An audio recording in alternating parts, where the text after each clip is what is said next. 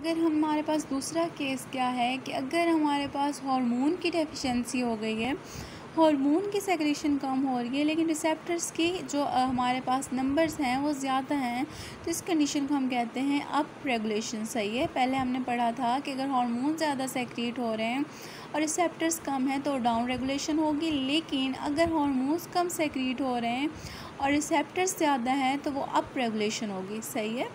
अब हार्मोन्स जो होते हैं, हार्मोन रिसेप्टर कॉम्प्लेक्स की फॉर्म में वो टारगेट सेल के अंदर एंटर हो जाते हैं बाय मीन्स ऑफ एंडोसाइटोसिस।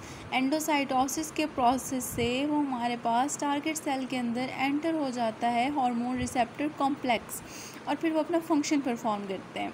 और ये जितना भी प्रोसेस होता है हमारे पास कि हमारे पास जो हार्मोन था उस रिसेप्टर के साथ उसने बाइंड किया, हार्मोन रिसेप्टर कॉम्प्लेक्स बना, और फिर एंडोसाइटोसिस के ज़रिए वो हमारे पास सेल के अंदर एंटर हो गया।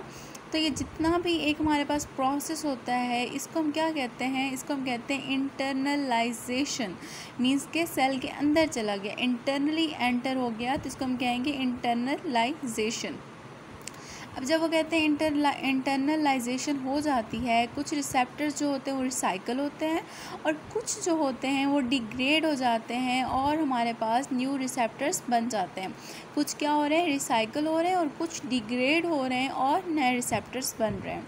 अब जो फॉर्मेशन होती है न्यू रिसेप्टर्स की वो हमारे पास काफ़ी टाइम लेती है, तो जो नंबर ऑफ़ रिसेप्टर्स होते हैं वो डिक्रीज़ हो जाते हैं जब हार्मोन का लेवल इंक्रीज़ होगा।